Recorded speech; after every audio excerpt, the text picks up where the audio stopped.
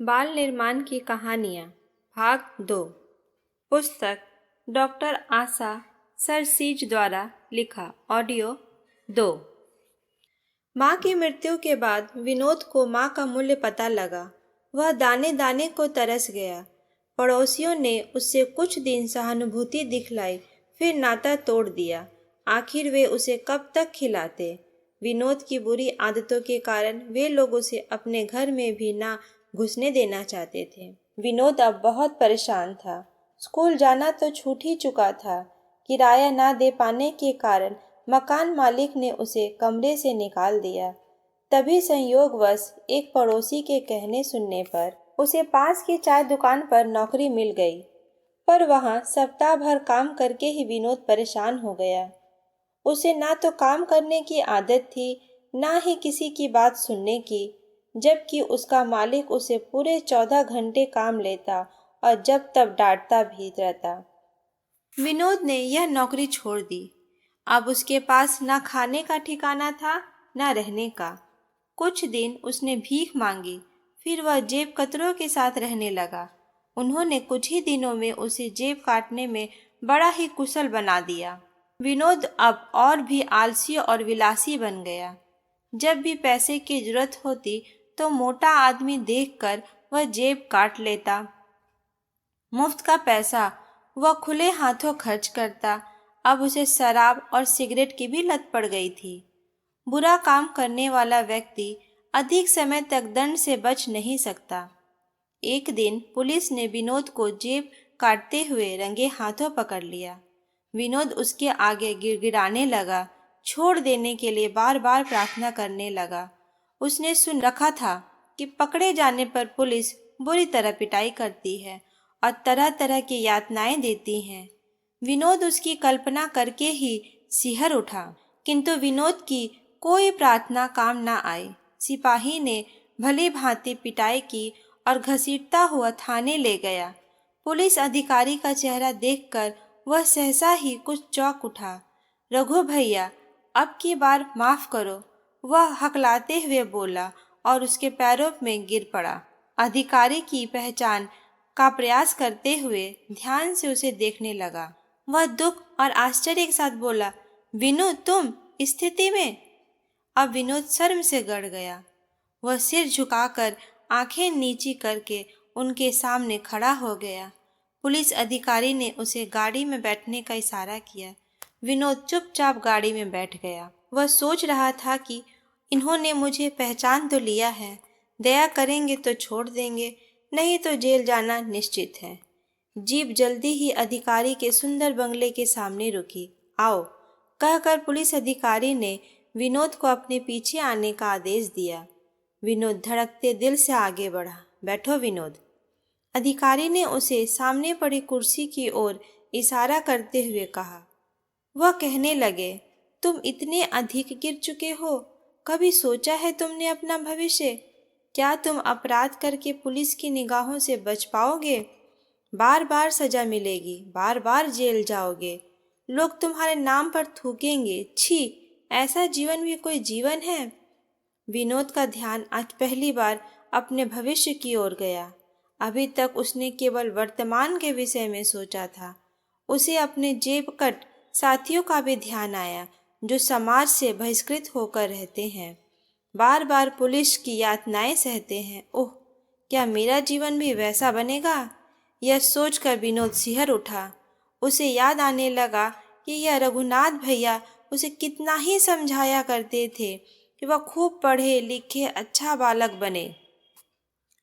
विनोद की माँ रघुनाथ भैया के यहाँ चौका बर्तन करती थी। विनोद कभी उनके यहाँ अपनी माँ के साथ चला जाया करता था। रघुनाथ भैया यदि घर होते तो उसे जरूर अपने पास बुलाते, उसकी पढ़ाई लिखाई की बात करते और कभी कभी पढ़ने लिखने का सामान भी दे देते। विनोद को भी वह अच्छे लगते, वह उनका सम्मान करता। उन्हीं रघुनाथ भैया के सामने वह आज अपराधी के रूप में बैठा है। यह सोचकर विनोद के मुंह से आवाज भी नहीं निकल रही थी। रघुनाथ की आवाज से विनोद का चिंतन भंग हुआ। वे कह रहे थे, अभी भी कुछ नहीं बिगड़ा है, अभी भी सोच लो, यदि तुम सम्मानपूर्वक समाज में रहना चाहो, कुछ काम करना चाहो, तो वह भी संभव है। नहीं तो मुझे फिर सरकारी कर्तव्य का पालन करना होगा। विनोद को इतने दिनों के गिरहकट जीवन से यह अच्छी तरह अनुभव हो गया था कि मेहनत मजदूरी करके रूखा सूखा खाकर इतना अधिक अच्छा है। चोरी करने पर, जेब काटने पर तो सभी से बच छिप कर रहना होता है। हर समय पकड़े जाने का भय बना रहता है। मुफ्त का पैसा भी यूं ही चला जाता है, उससे कभी सुख शांति मिलना संभव नहीं। अतएव वह बोल उठा, भैया, मैं अब ईमानदारी से काम करने के लिए तैयार हूँ, एक बार मुझे मौका दे दो। रघुनाथ ने थोड़ी देर के लिए कुछ सोचा, फिर कहने लगे, हमारे ऑफिस में चपरासी की जगह खाली है, 1-2 महीने में नियुक्ति हो जाएगी। तब तक यदि तुम चाहो तो मैं किसी के घर तुम्हारे काम करने की व्यवस्था करवा दूं। अच्छा तो यही रहेगा कि तुम आज से ही काम शुरू कर दो। मेहनत का कोई भी काम बुरा नहीं हुआ करता। रघुनाथ के सामने विनोद को कुछ कहना अच्छा ना लगा। उसने अपनी स्वीकृति दे दी। रघुनाथ ने तुरंत अपने किसी साथी को फोन किया। फिर वह विनोद से बोले, आज शाम तक तुम यहीं रहो, शाम को तुम्हारे मालिक आकर तुम्हें ले जाएंगे। तब तक खाओ पियो आराम करो। विनोद रघुनाथ के प्रति कृतज्ञता से भर उठा। उसने आगे बढ़कर रघुनाथ के पैर छू लिए और कहने लगा, आपका उपकार मैं जीवन भर नहीं भूलूंगा। रघुनाथ उसके कंधे पर हाथ रखते हुए बोले, मुझे विश्वास है विनोद कि तुम पूरी मेहनत और ईमानदारी से काम करोगे और किसी शिकायत का अवसर ना दोगे। जी, इसके लिए मैं पूरी कोशिश करूंगा, विनोद सिर झुकाकर बोला। विनोद ने अपने बात का पालन किया। उसके मालिक उससे बड़ा प्रसन्न रहता। रघुनाथ भी जब तब उससे मिलते रहते। कुछ महीने बाद विनोद की नौकरी उन्हीं के दफ्तर में लग गई। विनोद अब अपने आप से संतुष्ट था। जेब कतरा होने पर हर समय जो डर और तनाव मन में रहा करता था, उससे वह मुक्त था। उसे अब काम में लगे रहने की भी आदत पड़ गई थी। पर हाँ, जब तब उसे यह बात कचोटती थी कि यदि रघुनाथ भैया का कहना पहले ही मान लेता, अच्छी तरह पढ़ लिख जाता, तो आज वह भी अच्छी नौकरी पर होता। वह सोचता, काश मेरी माँ भी रघुनाथ भैया की माँ की तरह समझदार होती तो मुझे बुरे कामों से रोकती, मेरी पढ़ाई लिखाई पर ध्यान देती, मुझे मनमानी करने की छूट देकर बिगड़ने ना देती। तब मैं भी पढ़ लिख जाता और अच्छे पद पर होता। इस तरह वह प्रायः पछताता रहता। अपनी भूल प्रायश्चित करने के लिए वह परिश्रम और ईमानदारी से काम करता था। विनोद दफ्तर से लौटकर रघुनाथ के यहाँ जाता। वहाँ वह अपनी इच्छा से घर के छोटे मोटे काम कर दिया करता, बाजार से सामान ला देता। ऐसा करके उसे आंतरिक प्रसन्नता होती। उसके परिश्रम और ईमानदारी से प्रसन्न होकर रघुनाथ ने उसे अपनी कोठी में ही एक कमरा दे दिया।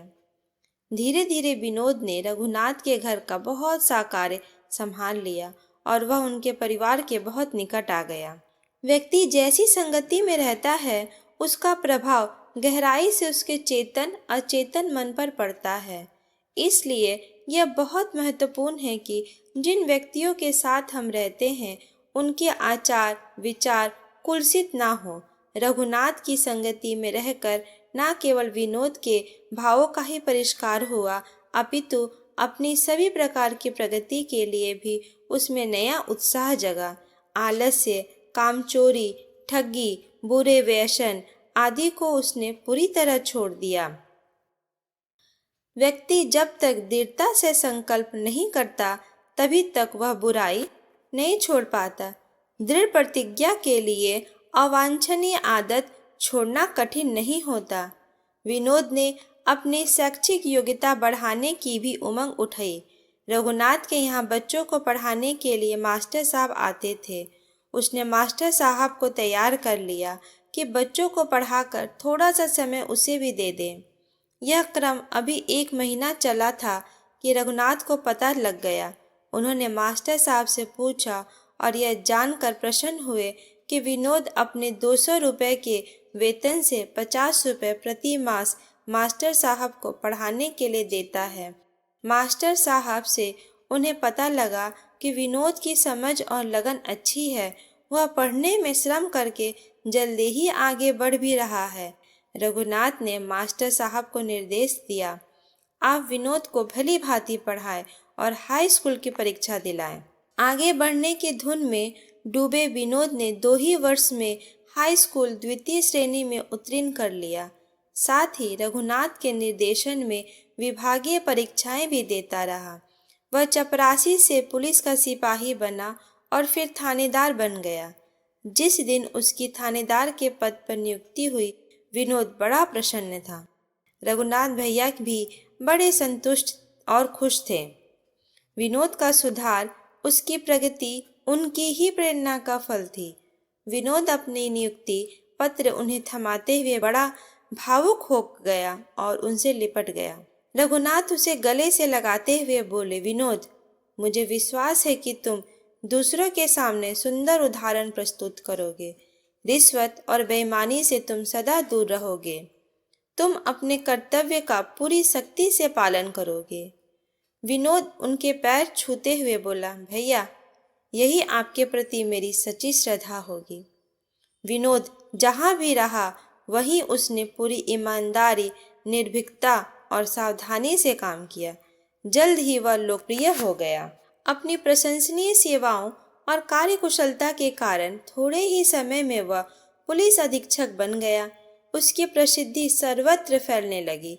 सभी जान गए कि विनोद सज्जन जनसेवियों के लिए सुशील और विनम्र है, परंतु अपराध करने वालों के लिए बड़ा कठोर और न्यायी है। जहां अपराधी तत्व उसके नाम से ही डरते थे, वहां ईमानदार और शांति प्रिय नागरिक चाहते थे कि विनोद की नियुक्ति उनके नगर में हो जाए, जिससे कि वहां शांति और सुदृढ़ व्यवस्था स्थापित हो। विनोद की चर्चा चलने पर रघुनाथ भैया गर्व से भर उठते हैं। वे उसके उदाहरण प्रस्तुत करते हुए दूसरों को भी यही समझाया करते हैं कि व्यक्ति दृढ़ संकल्प ले तो अपने आप को पूर्णतः बदल सकता है। पारस और कल्पतरु हमारी मन शक्ति है। उसकी महत्ता और उपयोगिता समझ लेने पर व्यक्ति का कायाकल्प हो जाता है। उसका सदुपयोग करके ही जीवन में पग पग पर विभूतियाँ मिला करती हैं।